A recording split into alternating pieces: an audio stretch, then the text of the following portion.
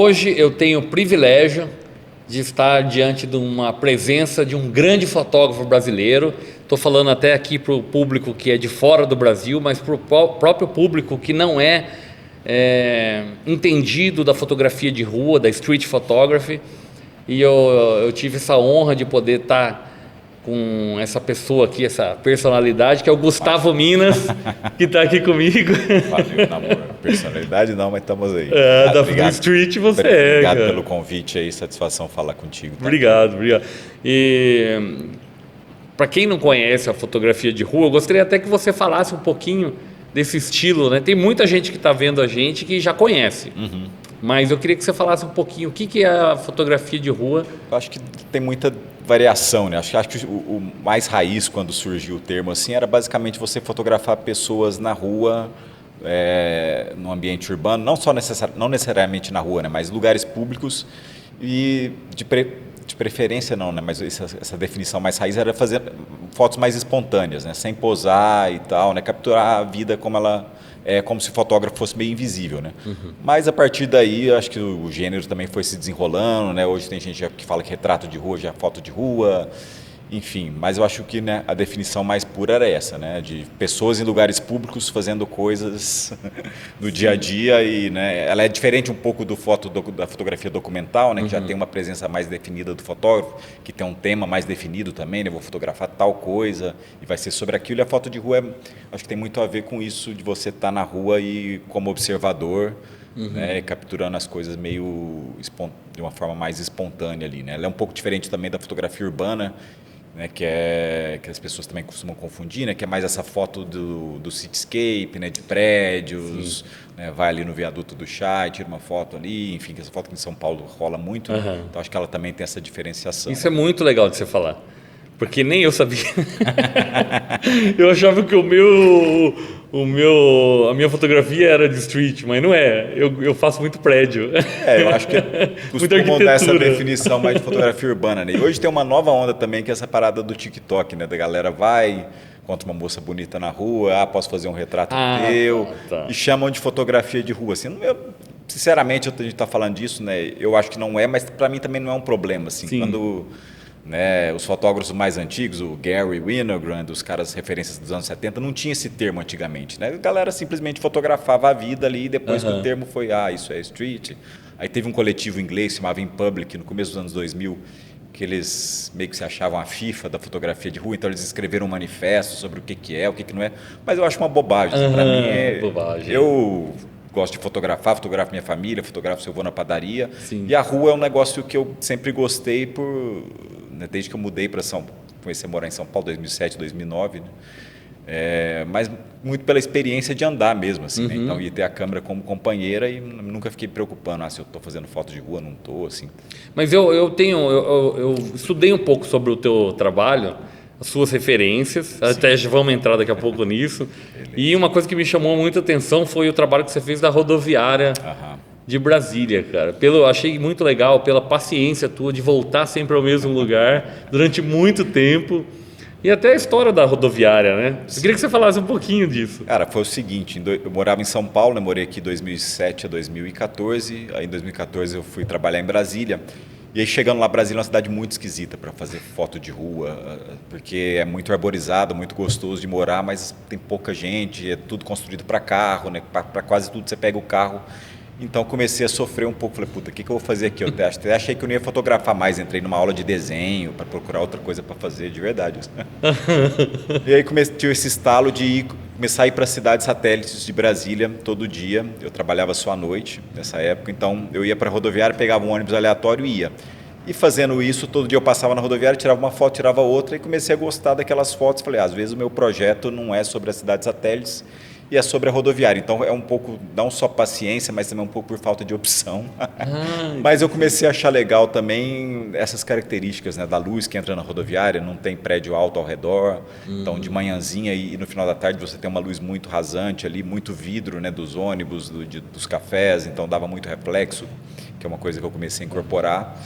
E aí também me ajudou muito a formatar a minha fotografia de rua com um pezinho a mais no documental, sabe? Eu tinha um tema mais concreto para apresentar o trabalho. É sobre a rodoviária, tem toda uma história ali, né? Foi construído nos anos 60 e tal. E era para 500 mil pessoas na população, assim, né? E aí era uma ideia de que a rodoviária ia ser um centro cosmopolita, a ideia do Lúcio Costa ia ser com lojas chiques, e lógico que o povão que tomou conta, claro. Os servidores brasileiros, todo mundo vai de carro para o trabalho, ninguém passa ali mais, né? Então virou outra coisa. Às vezes os planejamentos, se planejar a atitude humana não funciona. Então foi isso, e aí eu continuo indo lá, assim, já tem 12 anos que eu estou fazendo, eu já fechei a série algumas vezes, já fiz um zine, já fiz exposição, mas eu acho que é um projeto que enquanto eu morar em Brasília, eu não vou passar a régua nele. Mas sensacional, cara. Daqui a pouco a gente vai ver algumas imagens suas, eu vou comentar. E eu queria que você falasse um pouquinho, eu sei que dentro da fotografia de rua existem vertentes, né? Então tem uma vertente mais antiga do preto e branco, que vem do Henri Cartier-Bresson, né? Dessa turma que não interferia, ficava meio, né? Era uma coisa mais de estética, né? Sim. De momento e composição mais clássica, né? Isso. E aí vieram outros profissionais, outros fotógrafos que foram criando vertentes próprias, né?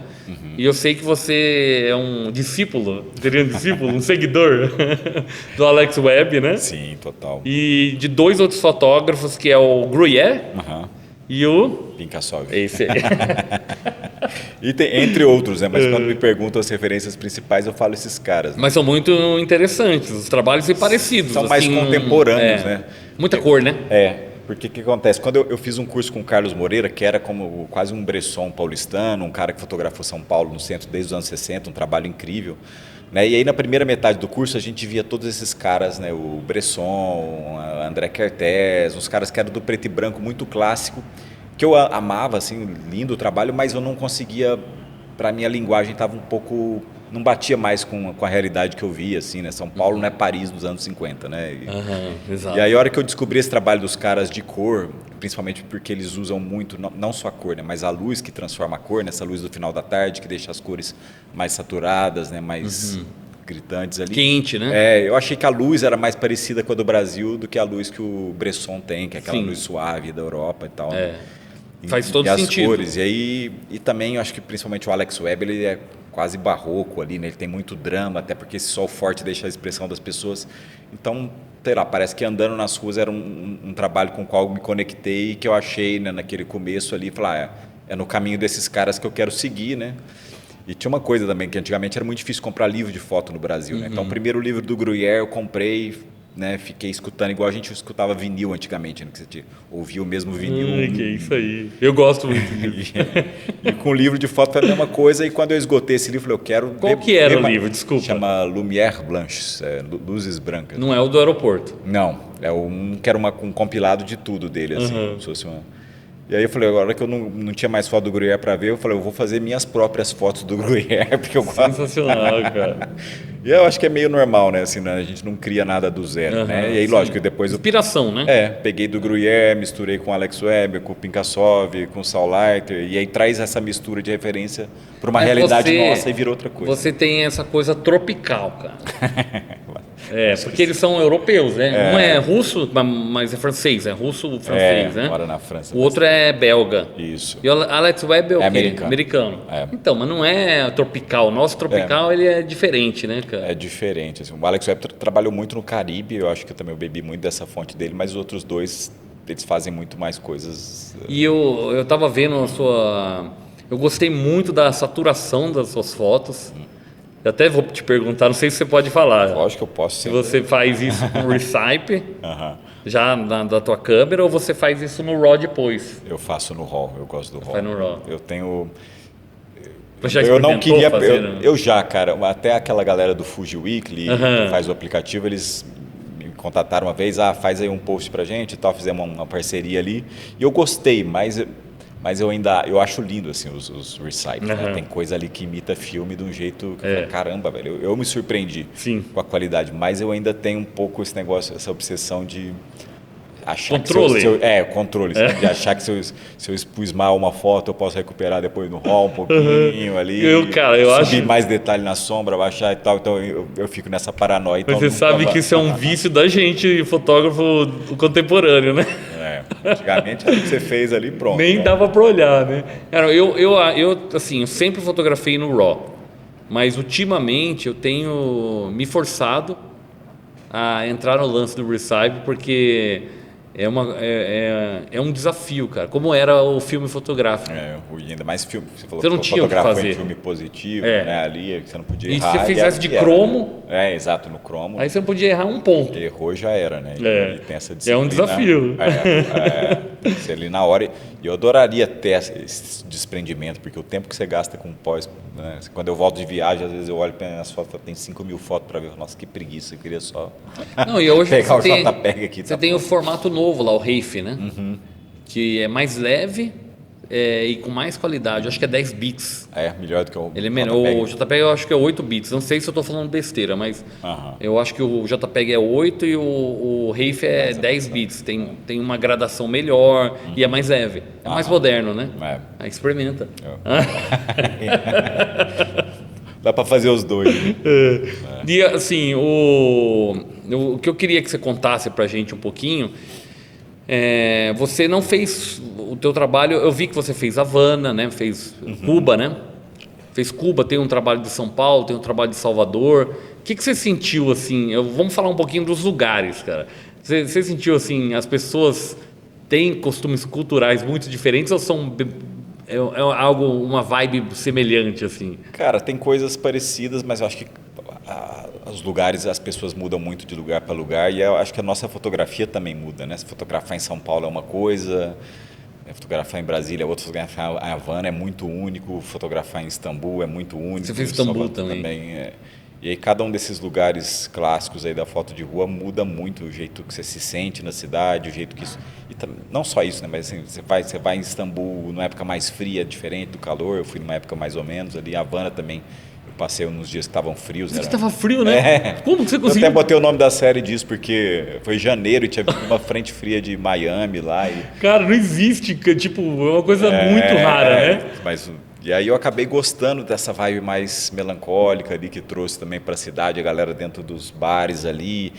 Mas Havana, assim, de lugar especial realmente de troca com pessoas, acho que a Havana foi o lugar mais legal por isso, porque agora a internet já está mais disseminada, né? Mas quando eu fui em 2018, era poucos lugares com internet, então a galera tinha muita curiosidade de quem vem de fora, né?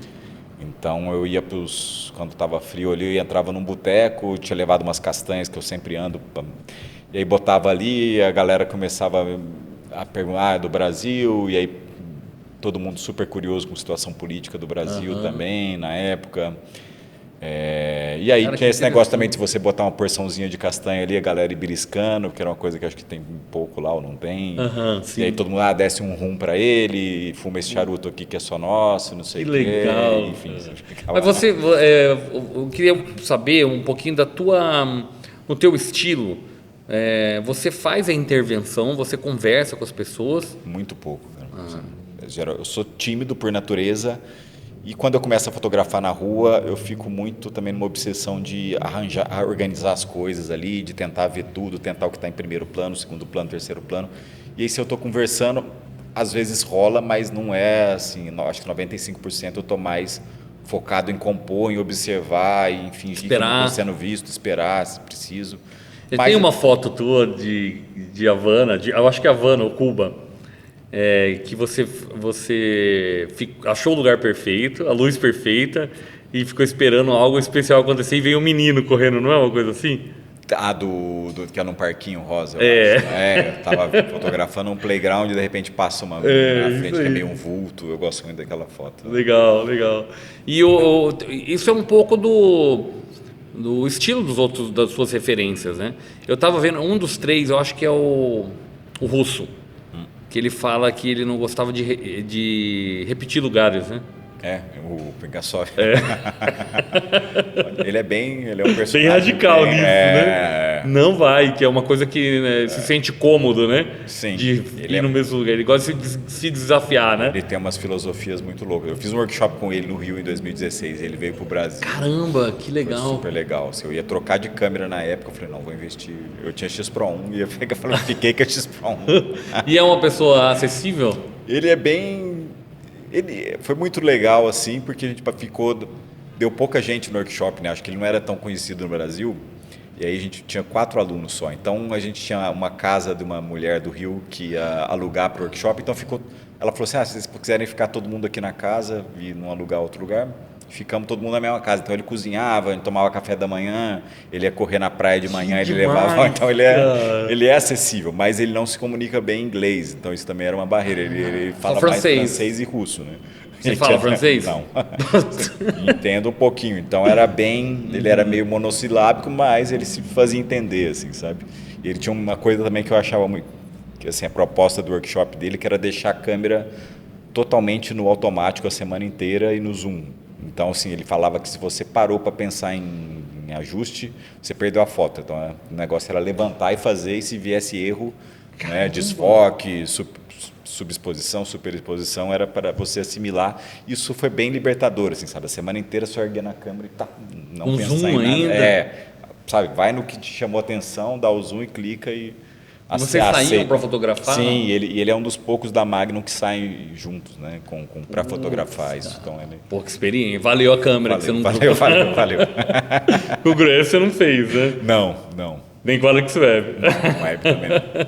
Mas eu fiz com o Nikos Economopoulos, que é também outro cara do preto e branco, clássico da Magnum, também foi legal. E aí o Nikos era totalmente diferente, né? O Pinkassov era mais da parte gráfica, a beleza da luz, e o Nikos era, se não tem um conteúdo, uma história clara, para ele não interessava. Né? Então foi bom ter esses contrapontos ali. Sim. Também. Pô, interessante, né? Pô, vamos ver um pouquinho das suas imagens? A gente está falando e o pessoal deve estar curioso, né? Eu queria que, se possível, a gente comentar um pouquinho das características, o que fez você realizar cada imagem, Essa aí, cara, foi em fevereiro. Essa época em Brasília tem duas estações. Uma época que é muito seca, que não chove de jeito nenhum, a luz está incrível.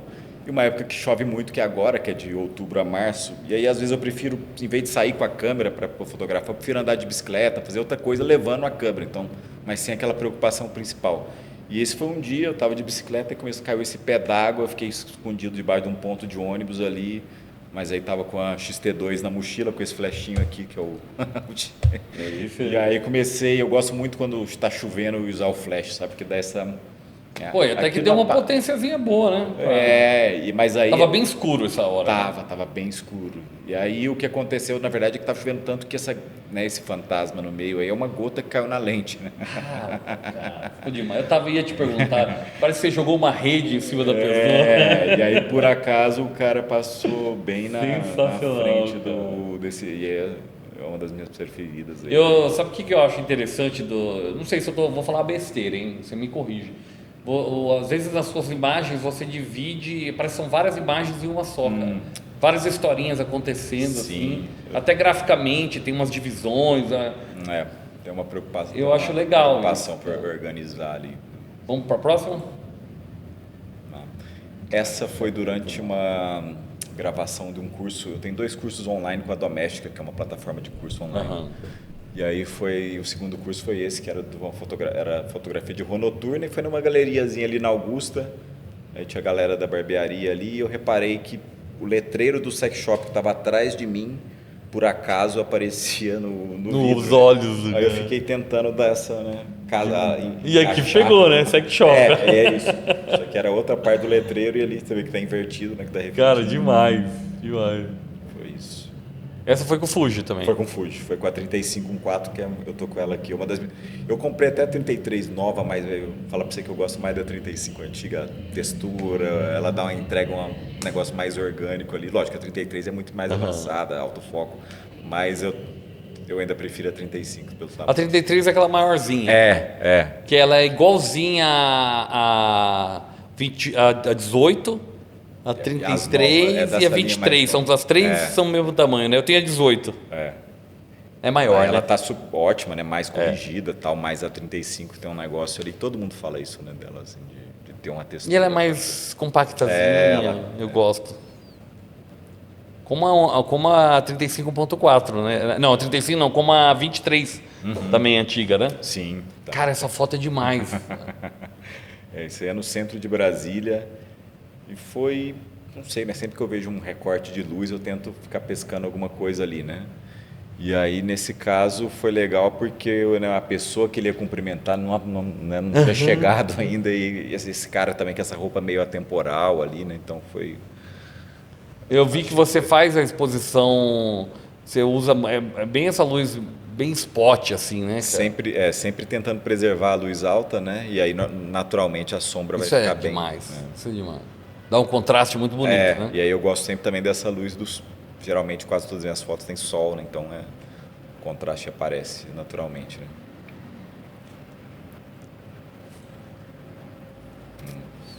Essa outro dia de chuva em Brasília também... essa deve ter sido com a 27 ou com a 35 também, mas tava muito bonito o jeito que o vidro do ônibus fica condensado, né? E aí...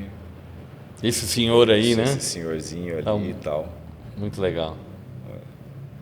Eu adoro fotografar em ônibus, ele acho que é um jeito muito confortável de fazer foto de rua, ainda mais quando tá chovendo, que você fica ali no coberto, só Pega na vida. as E pessoas, dá né? essa textura do vidro que dá para você, dá muito jogo para um lado para o outro ali, tanto da janela quanto do outro lado, né? Você sabe que eu gosto muito de... Eu moro em Mogi, né?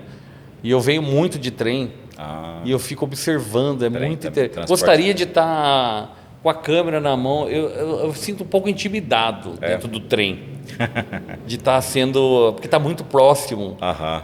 De você ser um pouco invasivo. Não sei se você fotografar num bico, né? Num bico eu acho que...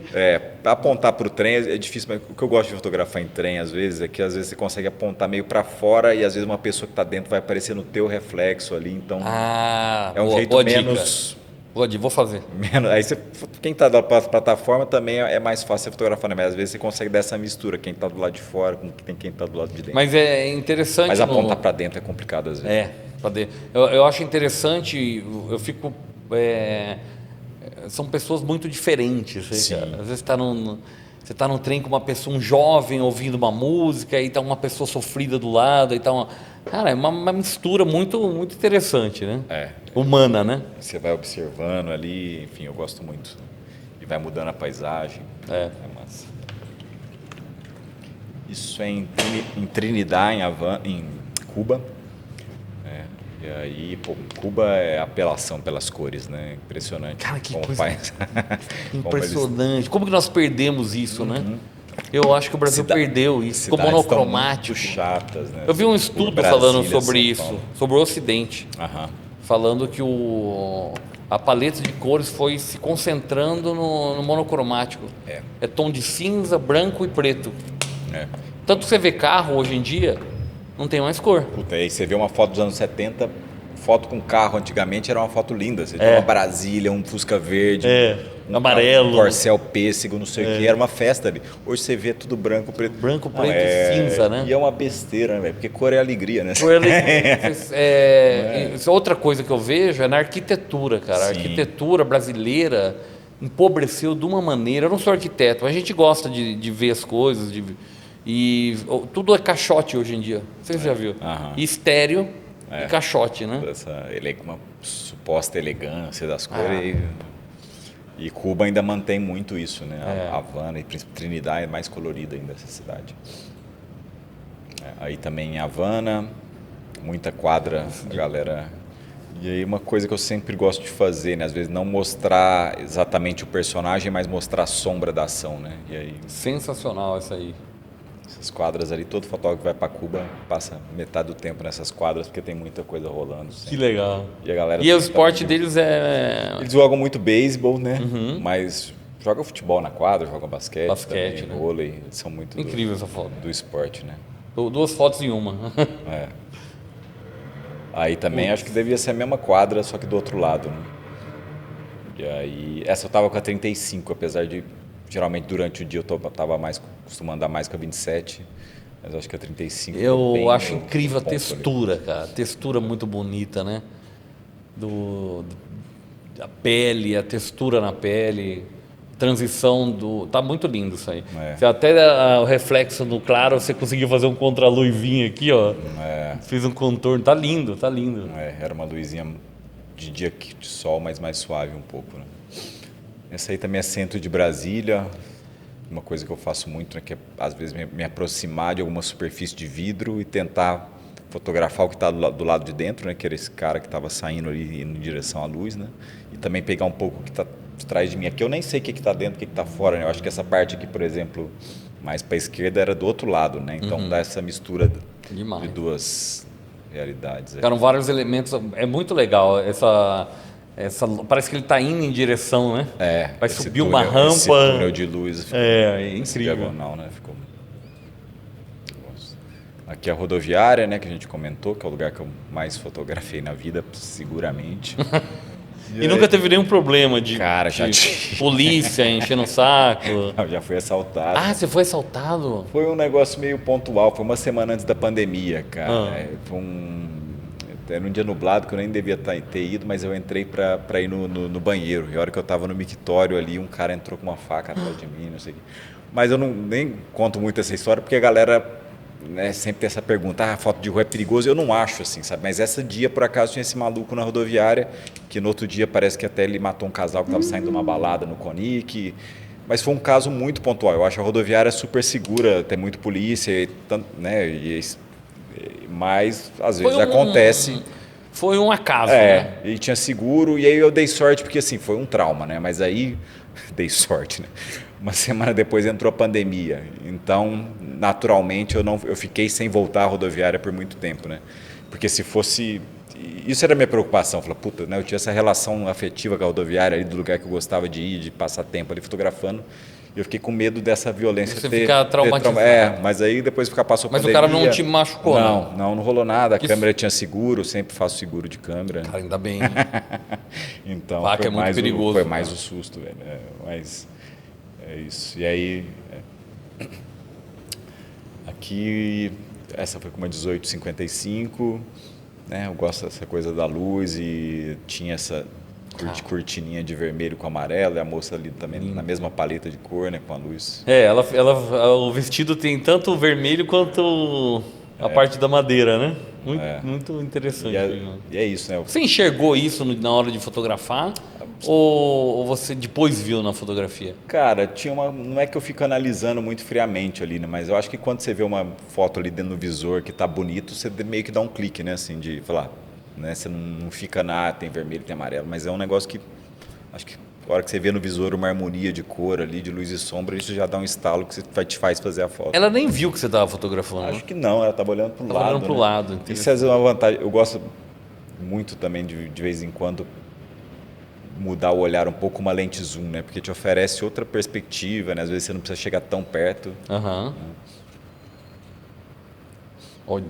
Essa é a Havana também, né? A gente estava falando, e é isso, né? Eu estava meio que enquadrando os meninos no fundo ali, e aí de repente chega essa outra criança que é o elemento inesperado, e eu acho que é ela que faz a foto ali, né? Incrível. Mas de novo, nessas cores de Cuba, né? Textura, né? O jeito de...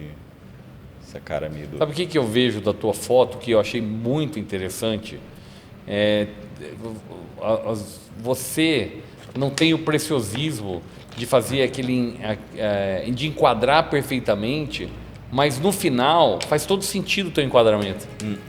Isso eu achei muito interessante, porque eu tenho isso. Eu tenho essa obsessão de querer enquadrar, fazer tudo simétrico. Depois eu comecei a analisar as tuas fotos, eu falei, cara, no final faz todo sentido.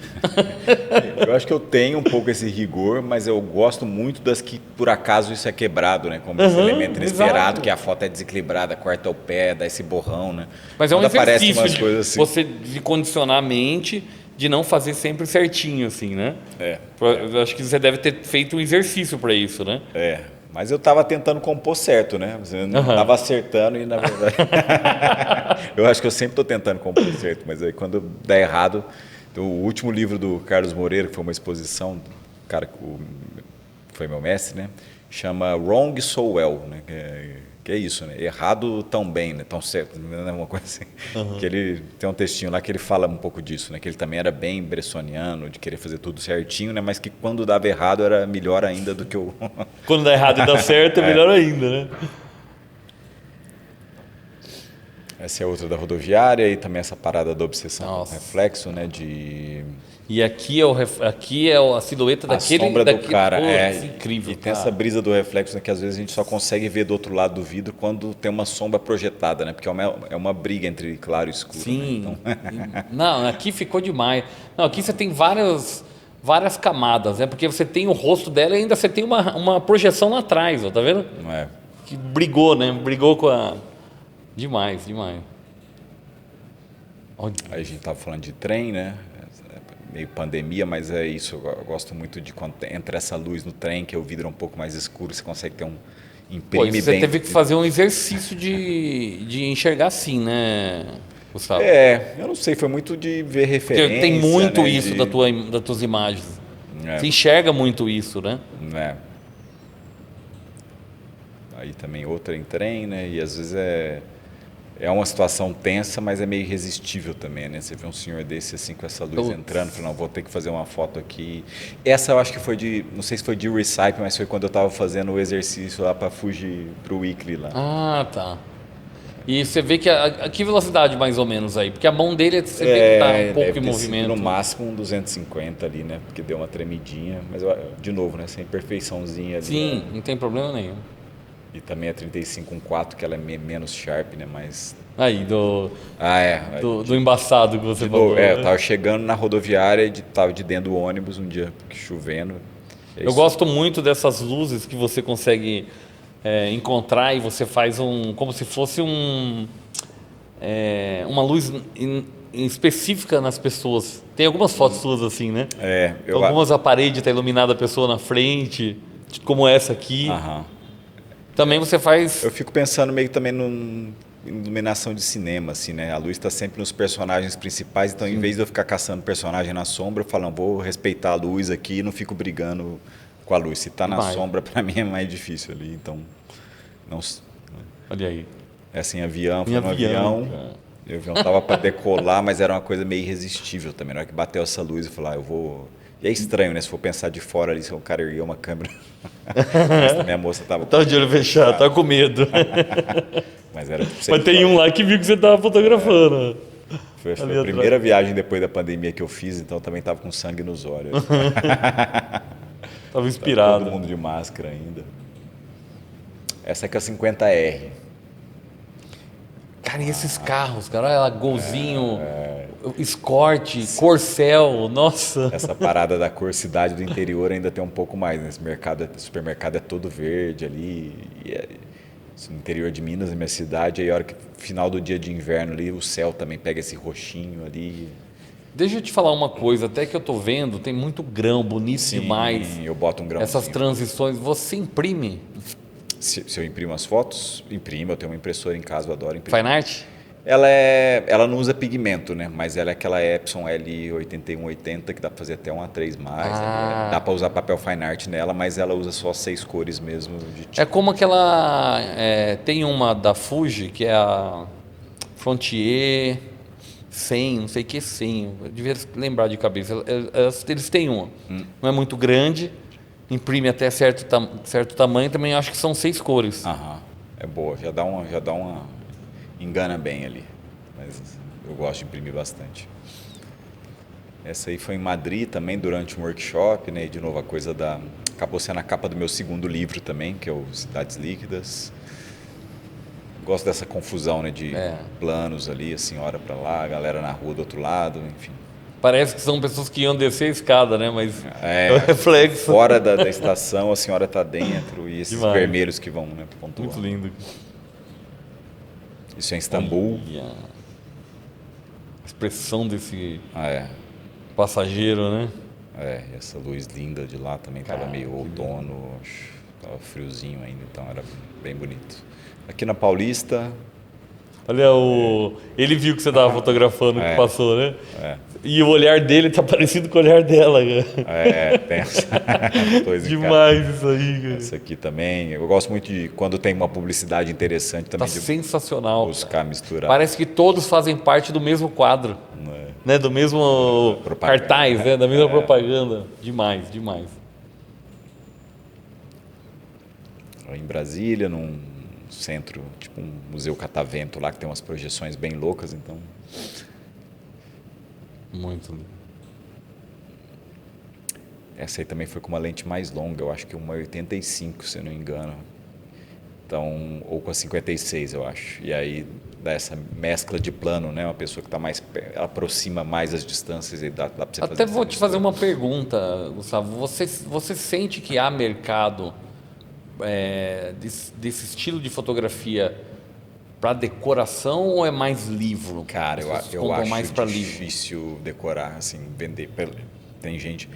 Geralmente, quando eu vendo, é uma coisa que não parece tanto o rosto das pessoas, né? Que é difícil você pensar que uma pessoa vai querer botar um rosto do estranho na sala. Né? Sim, mas pode acontecer. Pode, não. Eu vendo, assim, de vez em quando. Mas, por exemplo, eu tenho uma foto no metrô de Lisboa, que é um casal que você não vê o rosto de nenhum dos dois, mas as cores estão lindas. Essa é um clássico. Tem outro casal também num videokê aqui. Então, tem que ter meio que um conteúdo forte ali, sem mostrar... Sem mostrar rosto. Eu acho mas interessante. Mas assim, não é o... Né, eu pessoalmente, não sei que tem gente que faça, mas eu faço muito pouco dinheiro com venda de print. E livros são mais interessantes. Mas assim, também é um trabalho do cão, né? Assim, as 2 vezes que eu lancei por editora de fora, então eu tive que importar caro pra caramba, chega aqui, chega num preço difícil, eu vou vendendo, não quero também botar em livraria, porque aí tem que encarecer mais ainda, então eu vendo à mão. Aí é eu e minha mulher fazendo caixa ali, a pessoa compra no correio todo dia.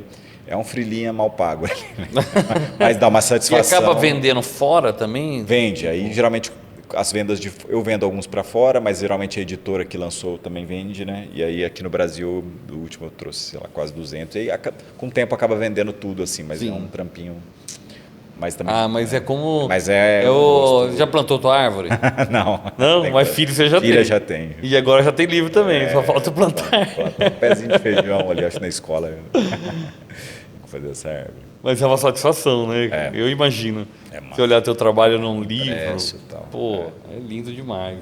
Você guarda todos. Opa, lógico. Essa é a Estação da Luz. Esqueci de te falar. Podia ter falado para você trazer o livro para a gente mostrar. Mas tudo bem, vai na próxima vez, Gustavo. Fechou. Isso aí na Estação da Luz, né? Esses trens vermelhos lá são muito, né? Dá muito jogo. Um pouco de velocidade mais baixa ali, então... E tem uma luz ali na luz que realmente o nome, ela é muito bem batizada ali, né? A luz na luz.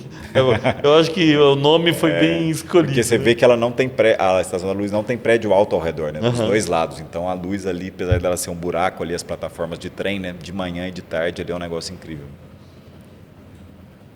Nossa, olha aí. Essa também é bem ali na frente, naquela plataforma da luz. Essa foi incrível. E aí tem aquela Rua das Noivas ali, e aí por acaso encaixei essa mulher aí. Você vê, você não ficou dentro da... de fora. Você saiu ali na passarela ali, né? Você foi pro outro lado, né? Eu tava na frente da loja, pegando a passarela. Incrível, cara. Refletindo no vidro. E a pessoa passou bem na hora para você pegar os 2 olhos, né? Nossa, incrível.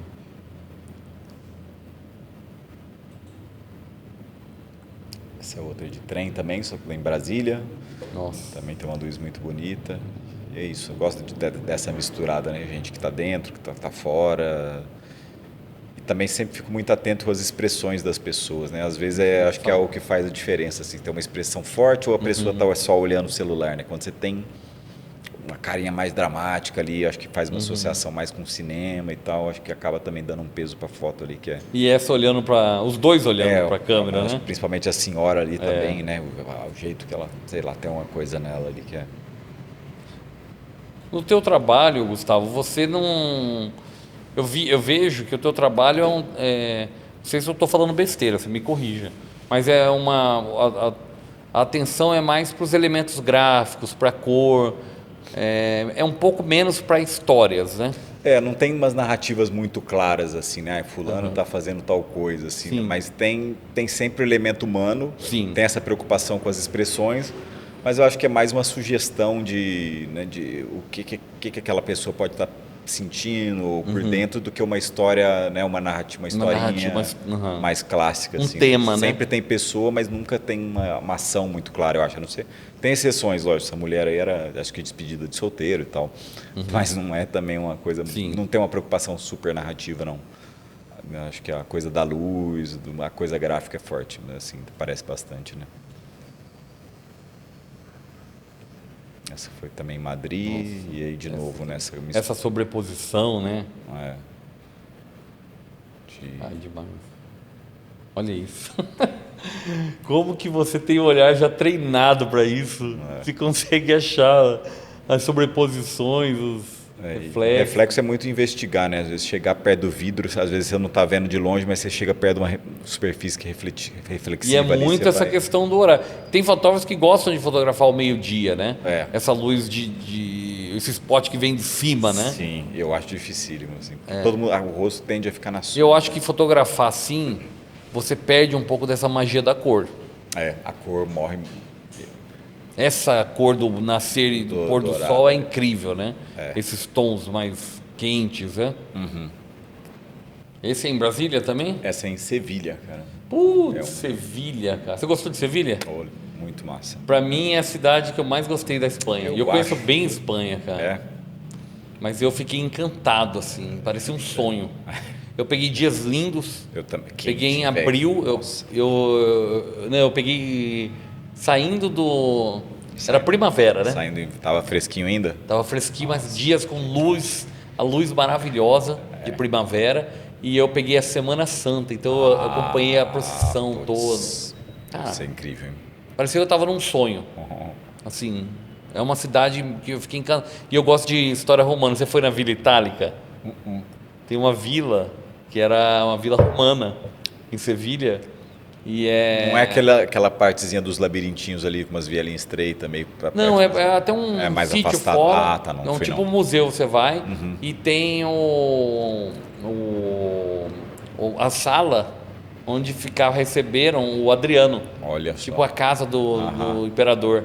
Tem os mosaicos no chão até hoje. Que massa. Eu adoro, cara. Nossa. Música, tudo, né? Comida, né? Tapas, né? Nossa. Comer polvo por 2 euros ali sentado. Comer uns vinagretinhos de polvo. Nossa. Vinho bom. Tudo bom. Essa lá também, né? Uma universidade tem lá no centro. Isso era meio restaurante universitário. Olha. A fila tá muito interessante. Era a fila do RU dos caras lá. E aí fiquei também colado num vidro ali. Tava muito bom. Lindo o prédio. Essa foi em Manaus, cara. Tem uma luz. Que cor. E eram os barcos que ficam parados ali no porto barcos, pra galera. E aí era muito. Galera, nunca vi gente tão de boa para fotografar igual Manaus, assim. Pessoal, só falta pedir, assim, pra você fotografar. Puxa. E tem gente que pede, né? Mas assim, era muito. Às vezes a pessoa se achava que tava com uma cara meio fechada, você erguia a câmera para fazer uma foto, a pessoa ficava bem, assim. Então, e aí entra nos barcos e não sei o quê. Você sentiu insegurança para fotografar? Não senti, mas apesar de todo mundo falar, fica esperto, porque assim, a parte do porto é meio complicada ali, muita droga, tal, não sei o quê, mas durante o dia era. Eu tenho um amigo meu fotógrafo que ele foi para Belém. Mas é gringo, né? Assim, não era brasileiro. Então, ele foi assaltado em Belém. Ele foi entrar num táxi e o ladrão entrou junto com ele. Vou aproveitar a corrida. Mas ele tava... O que eu falo para amigos meus que vêm ao Brasil, você não pode chamar atenção. Então, você tem que estar vestido mais ou menos parecido com as pessoas. Porque você já está com uma câmera. Você já é gringo. Aí você, né, com uma roupa de estrangeiro, aí as pessoas acabam te notando muito facilmente, né? É como a gente ir para lá, né? Tipo, vai na África, vai no... Se bem que a Ásia você não tem como, você é estrangeiro. A gente se mistura bem em qualquer lugar. Mas gringo aqui é um alvo, né? Isso aí também, Manaus. Essa tá Foi do ano incrível. passado. Essa tá incrível. Você já experimentou fotografar com filme, com película? Eu fiz muito. É? Em 2000. Que filmes que 2000. você gostava de usar? Cara, eu gostava dos positivos, né? Do Velvia, do Pro. Você usava? Mas assim, eu usei pouco, cheguei a usar pouco. O do dia a dia era mais um sujo supéria da vida ali, né? Pra bater, porque revelar cromo sempre foi caro. Né? Exatamente. Mas assim, mas era uma época que eu tava começando, eu não tenho muita coisa que salvou, que eu acho boa. Você fazia foto, com assim. qual câmera? Cara, eu tinha uma Mamiya de médio formato, eu já tive Pentax, eu já tive de Nikon. Na Você época tinha uma média 645? Sim, aquela as mais Que a galera fazia basiconas casamento. ali. As mais nada de eletrônico ali, sabe? Aquela mais a básica de todas ali, a 645, mas era incrível, né? Assim, Fazia vontade rua de com pegar. ela? Nada muito rápido ali, sabe? Fazia mais retrato, levava para viagem. Eu tava meio nessa época eu tava meio experimentando de tudo, assim, sabe? Mas eu não saía fazer a rua com ela, esse é um negócio, né? Ela é um tijolão, né? Pô, interessante. No meu Flickr deve ter. Isso aí era também Amazônia, ali um café da manhã numa pousada na beira do rio. Acho bonito que ela tem uma luz bem de pintura ali, né? Então, e é isso. Isso aí foi uma escola que a gente visitou lá também. Eu fui fazendo um catadão ali, tem um pouquinho de tudo ali. Mas é isso que a gente estava falando, né? Eu faço mais foto de rua, mas não só, né? Assim, quando aparece uma situação, uma coisa que eu fotograficamente elementos interessante, gráficos, cor. assim. Aqui é basicamente só cor, né? Esse rosa com verde e essa luz da janela que estava bem. Isso era o quê? Uma escola? Era uma escola que a gente visitou de Ribeirinhos ali, e aí. O que você achou? Assim, essa experiência de visitar os ribeirinhos. É muito massa, né? Tô perguntando porque tem muita gente que não é do Brasil, Aham. que que vai assistir o podcast. Então, eu queria saber como que é você viajar pela Amazônia e Cara, parar nas comunidades. incrível, sim. A galera também muito aberta ali, enfim, da natureza super bonita, fotograficamente também, né? Tem para todos os gostos, né? Isso aí são umas viagens que eu faço. Eu tenho um amigo meu que chama o Everson, e ele tem uma agência que chama Na Mochila. Então ele sempre organizou viagens para fotógrafos, principalmente de natureza, né? Mas aí comigo ele adaptou um pouco, então já fiz 2 viagens para um quilombo lá perto de Brasília, né? Para a comunidade Calunga. E aí a mais recente que a gente fez foi essa para a Amazônia, né? Então a gente adaptou um pouco essa viagem que era para fotógrafo de natureza para fazer uma mescla de natureza com um pouco mais de rua, documental, né? Então Eu tinha uns amigos, tem uns amigos meus que uma época eles fizeram uns trabalhos, achei bem interessante. Eles iam para o lugar, era uma coisa, era um trabalho bem diferente. Eles pegavam, todo mundo saía de ônibus daqui. E, por exemplo, eles foram lá para Minas quando teve o problema lá da inundação lá. Como que chegou da Vale do Rio Doce? Sim, lá? da barragem, né? Eles foram para a primeira que teve. Sim. E eles foram para cidades que foram submersas, para a região ali. E eles fizeram uma imersão. Tipo, ficaram ali fotografando as casas submersas, as pessoas que sobraram ali. É um negócio bem forte. E aí outra vez eles saíram daqui e foram para o interior de Pernambuco. Imagina a viagem daqui até lá. Para fazer assim, submerso mesmo. Bem interessante. Você está falando, eu estou lembrando. Né? É isso, a gente fica uma semana por conta. Aproveitando aqui em setembro, a gente tem outra viagem lá para os Calunga, na mochila.com/Gustavo Minas. Boa, vamos fazer. Tem que vender, pode vender, não tem problema. Até para quem é fora. Setembro de 2026. Aí, para quem é de fora do Brasil e quiser ter uma experiência viva da cultura brasileira, realmente viva da cultura brasileira, entre em contato com a gente que eu encaminho aqui pro Gustavo. Vamos lá, temos vaga ainda. Essa foi também lá em Manaus. Aí estava na semana do Boi Bumbá, né? E aí tem essa rivalidade, né? Do caprichoso e garantido lá. Uma festa. Você foi na festa? Não fui. Deve ser interessante, né? Para fotografar. Uma festa popular, indígena, né? Origem indígena. Sim. E tem 2 grupos, como se fossem torcidas de futebol. Um grupo vermelho e outro azul. E tem uma coisa muito interessante lá que eu vi. É o único lugar que a Coca-Cola faz em azul também. Ah, é? Não, lá o negócio Senão não, sério, é tão vibrante que o pessoal não tomaria Coca-Cola se não fizesse em azul. E aí era a semana que antecedia, né? Então a galera tava indo para Manaus, pro porto, para pegar o barco para ir para Parintins, se não me engano, né?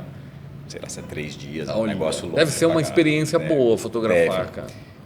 E mas diz que para ficar também tá bem complicado, assim, você tem que ter um esquema lá, porque tá, Muito né, cheio, Manaus inteiro vai, é uma loucura de, você tem que estar com um esquema. Ou talvez legal. um barco que possa ficar no barco. Eu acho. É. Mas deve ser incrível mesmo. E Gustavo, você tem assim cursos regulares que você... Sim, eu faço bastante workshops aqui em Tá. São Paulo com uma escola que chama Asa 55.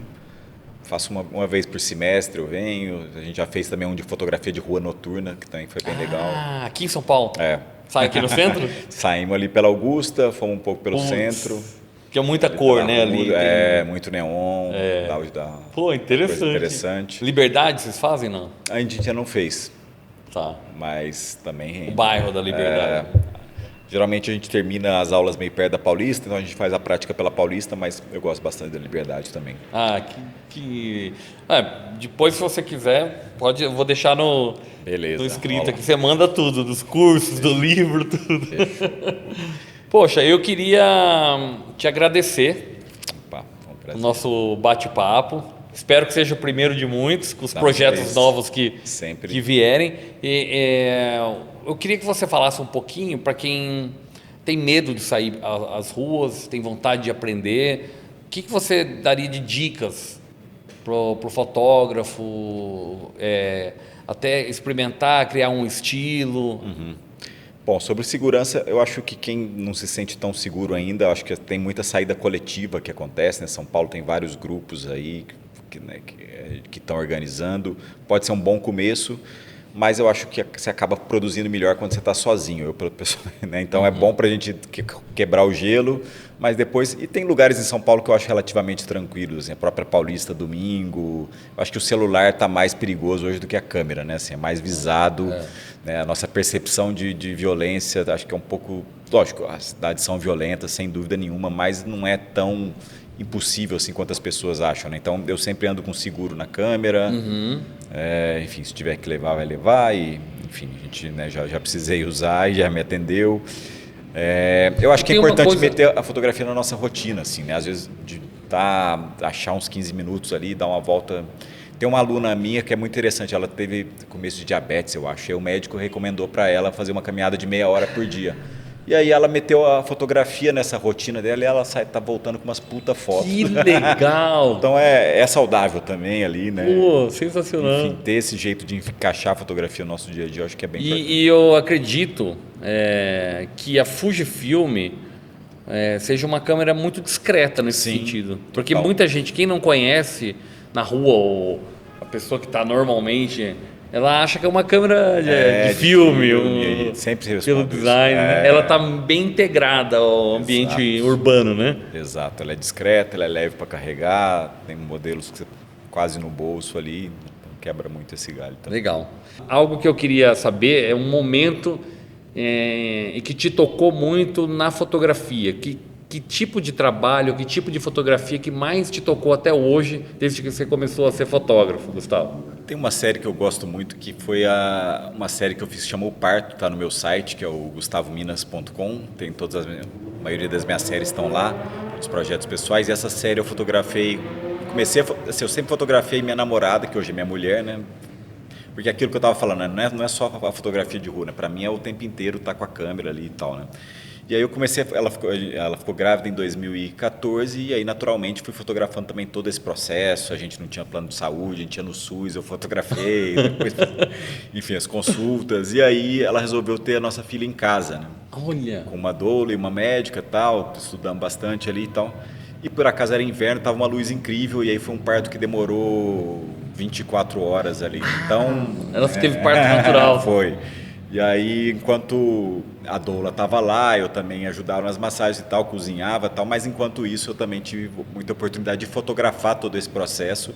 E aí fiz as fotos ali pensando, né, pra gente, né, pra gente ter essa memória e tal. Minha filha nasceu, né, peguei ela ali, mas tenho toda essa documentação fotográfica. Depois de um tempo, Passou uns 4, 5 meses, eu acabei também publicando essas fotos.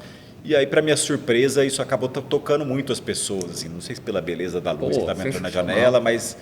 e aí, essa é uma série um pouco diferente do que eu costumo fazer, mas é uma série que toca as pessoas, acho que de uma maneira diferente ali, que eu tenho muito carinho também.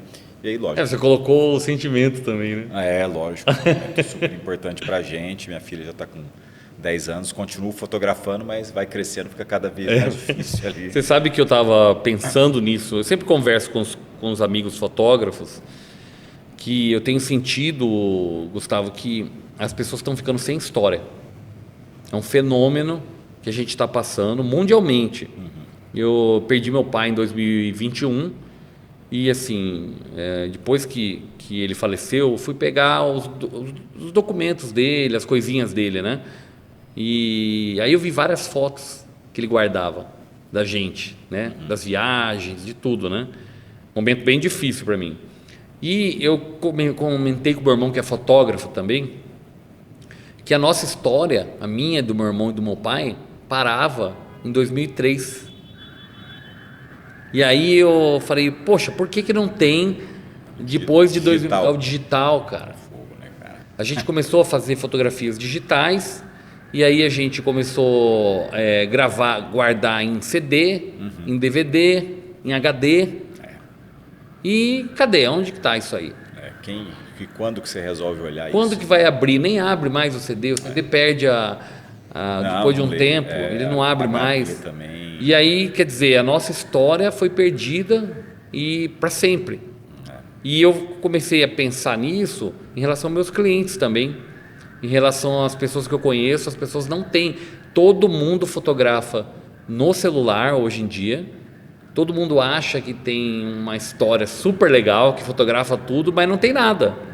E outra coisa que eu acho também perigoso, que eu estou vivendo isso agora, também complementando isso, é que há um tempo atrás eu entrei no meu Instagram, que tinha uns 15 anos de Instagram. Comecei a ver as fotos antigas, realmente é uma parte da história nossa, né? Só que eu perdi o Instagram. E... como eu perdi a conta do Instagram, eu perdi uma parte da minha história, cara. Não é que eu perdi a conta, eu não consigo entrar. E no Meta você saiu... Cara, já tive uma você não consegue entrar, eu acho que eu vou ter que entrar com uma ação judicial. Eu perdi uma conta que eu tinha também, que era só foto de celular, e é isso. E não dá para consegue confiar em Big Pois é, e isso é algo que, assim, eu trago esse assunto porque as pessoas não param para pensar. A importância não só do fotógrafo, registrando a história dela, mas a importância de você imprimir as fotos. Totalmente. E as pessoas não imprimem mais. Viajam, tem um parto de um filho, tem o crescimento do filho, fotografa tudo, mas não tem isso. Se for falar assim, me dá suas fotos para eu ver, não sabe. Não sabe, né? Onde tá. Então, assim, é um apelo que eu falo para as pessoas, que elas imprimam, nem que seja um pouquinho, não é caro. Você faz um albinho, 10x15, guarda, é a tua história. Eu tive uma experiência, Gustavo, muito interessante. Eu tenho um cliente que eu fiz o casamento dele com uma cuiabana até. Eles casaram-se no Punta del Este. E depois de um tempo, a mãe do noivo me procurou no estúdio. E ela falou, olha, eu tenho umas fotos da mamãe, e que ela veio da época que ela morava na Hungria, da história dela, você pode reproduzir para mim?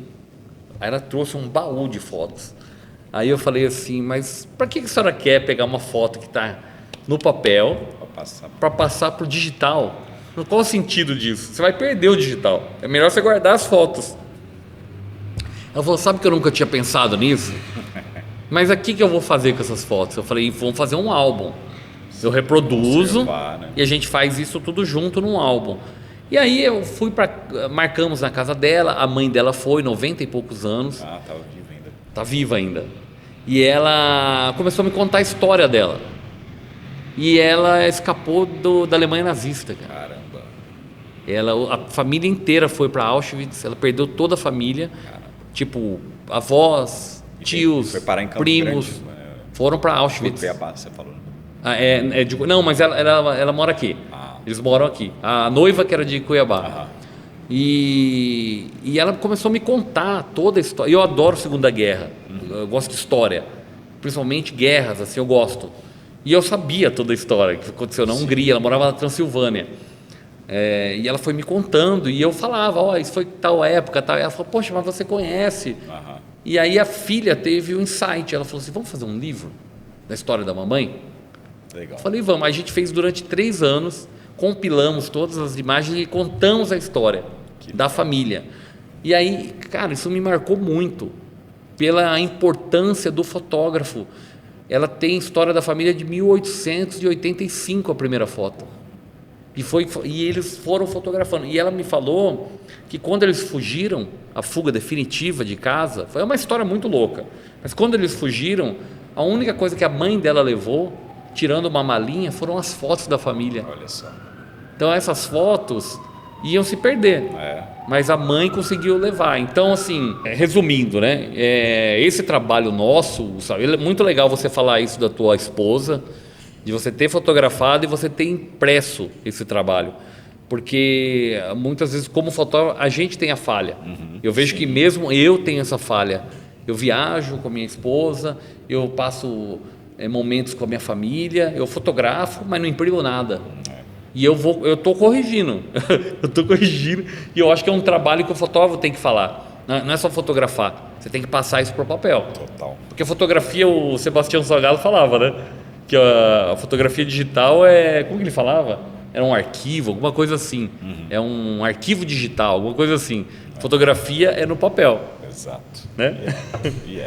Gostaria de agradecer também com esse episódio, mais um episódio em que a gente tem um apoio precioso da Worldview, esse estúdio que a gente está gravando aqui, que é uma parte de um complexo, são 3 andares, um espaço para palestra, podcast, aluguel de câmera, e é uma das melhores lojas de fotografia do Brasil. Então, agradecer o apoio e também, claro, o apoio da Fujifilm, que está viabilizando o projeto, e também a oportunidade de trazer grandes fotógrafos da fotografia brasileira, por enquanto. Daqui a pouco a gente vai estar trabalhando com os gringos também.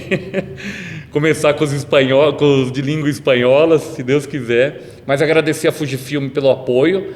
Esse projeto é muito importante para a gente poder levar para o mundo inteiro a qualidade da fotografia brasileira, que eu acho fundamental. Obrigado, Fujifilm. Agradeço. Valeu, e até a próxima, estaremos juntos. Valeu. Obrigadão. Obrigadão.